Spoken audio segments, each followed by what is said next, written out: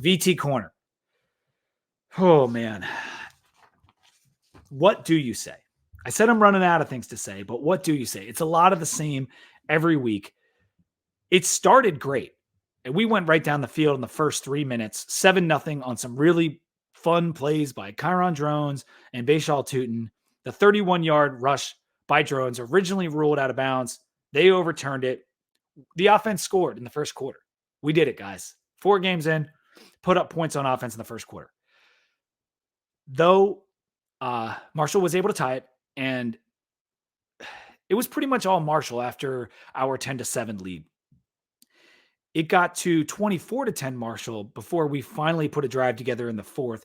Drones ran in another TD to cut it to 7. And we did have a chance at the end. Despite all the negativity, we did have a chance at the end in Marshall territory with a fresh set of downs.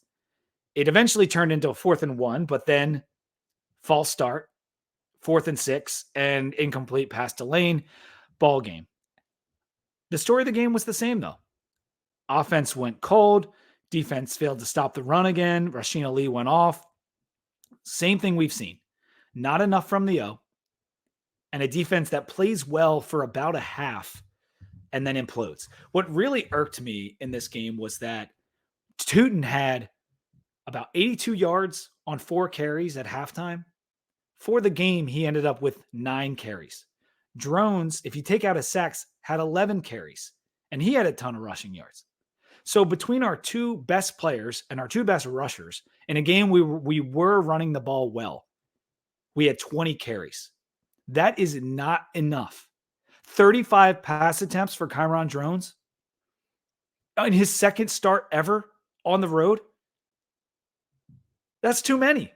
Too few rushes, too many passes. I mean, it is that simple. The fact that we went away from the rush on a day when Tutin was looking strong. I know he had some 1-yard gains or whatever, but like that's what this offense is. Give Tutin the ball, smash, smash, smash. He'll break one. That's what happened, and that's what would have continued to happen if you feed him the ball. I'm fairly confident. So that was a failure. 1 week after I give Bowen just the slightest bit of praise for his schematics. This is what he puts out there. 35 pass attempts for a more or less running quarterback on a day when he's not passing the ball well in his second start. 35 pass attempts. That's what irked me in this game. 2 of 13 on third down killed us. 5.3 yards per play. Not going to get it done. Another fumble by Drones in our own territory. So I will fault Drones a little for that. It's 2 straight weeks in a row. He had a fumble in our own territory, led to a field goal from Marshall. We had 2 interceptions, couldn't capitalize on either one.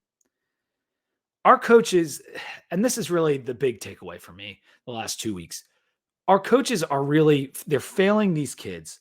So many of our players look lost out there. If it happens a couple times during a game where guys look lost, that's fine. That's one thing. But our guys look lost so often, particularly on O-line and linebacker. And those are really the most key positions for us right now. Kelly Lawson put up the tackle numbers again. And there were some guys making plays. Payne comes to mind. But we just look lost so much. And that is a coaching problem. Chris Marv is our defensive coordinator. He's also the linebackers coach.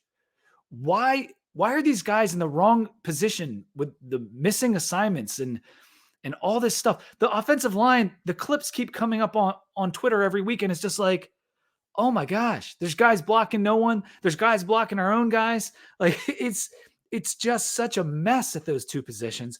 And the offensive line, I'm going to give a little bit more leeway because they're younger and they're on their 3rd O-line coach in 3 years.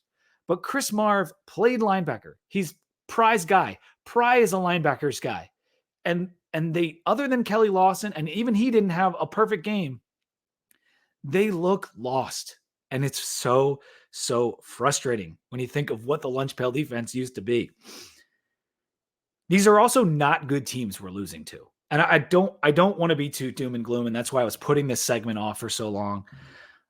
Purdue and Marshall, Rutgers, these aren't good teams. They're not great teams by any means. And you could say, oh, well, Purdue game, 1-score loss. Marshall game, 1-score loss. We had a chance at the end. But were these games really that close to you? Were they real? Think about, were our chances of winning really realistic when it came down to the second half? I'm going to say no. I'll respect the fact that the guys fought and it was a 1-score game. I do respect that. And when you look at it back on paper, it's like a couple plays here or there. And that's what Price says in the postgame. Play here, play there, complimentary football. It's not that close. These games have not been that close as 7-point margin. And so I'm frustrated. The fans are frustrated. My one buddy, Brian, who I had on my Friends from College episode, he's like, our fans are freaking out online. And so me and him kind of have this back and forth. I'm like, well, we do look bad, dude. It's kind of ugly out there. And he's like, I expected this. He's like, I didn't expect to win more than 3-4 games. And so and maybe we all should have been more prepared for how ugly it could look. But I expected to see progress from last year. And in a lot of the positions, I'm seeing regression. And that is why it's troubling. Like the offensive line is absolutely positively worse than last year. And last year it was terrible. And that's so frustrating. The linebackers without Dax are a shell of what they were last year. And the other issue, and this is the only like maybe saving grace I'll say, is that can we play a more pass heavy team for the love of God? Because these last two teams are playing into what we are just absolutely not doing well at all.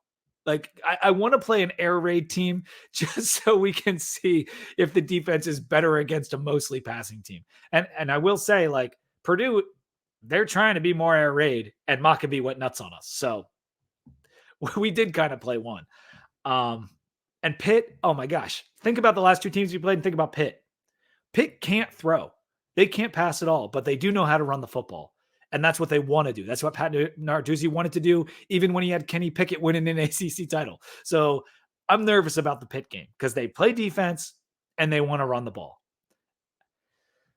I will talk more about Marshall and Pitt with Robbie on our 2 Deep episode this week.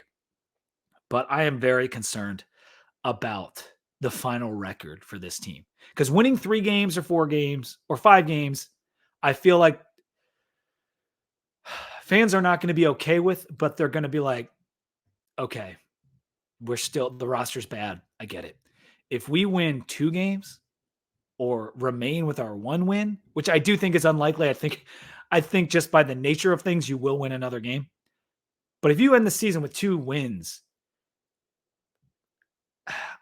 I don't know what's someone's head's gonna have to roll. Like you're gonna have to replace coordinators. There's gonna be a tough look at Witt. There's gonna be a tough look at Pry. So yeah, I mean, I don't even want to think about what our fans' reaction is going to be if we ended the season with 2 wins and a loss to UVA or something. So I just wish these coaches could get a little bit more out of this roster because I'm tired of blaming the talent. I said it last week and I'll continue to say it. The talent is an issue. I believe this, and this is my opinion, that it is more of a coaching issue. When we hired these guys, and I went back and I listened to Robbie's and my take on the hires when we made them a year and a half ago. And we said, these are recruiting hires. You don't hire a 32-year-old offensive and defensive coordinator. We have 2 really young coordinators for their experience or their schemes. You hire them for recruiting. And a bunch of other of these hires were hired for recruiting, not coaching. And we thought, well, it doesn't mean they're not good coaches. They could end up being good coaches. That's not what we've seen. We are not seeing these guys coached up. It is, look at the film. It is apparent. It is not just a talent issue. These coaches are failing these kids to a point. And it's always a combination of both, but I believe this to be more of a coaching issue at this point, and we should be better. All right, that's enough of that.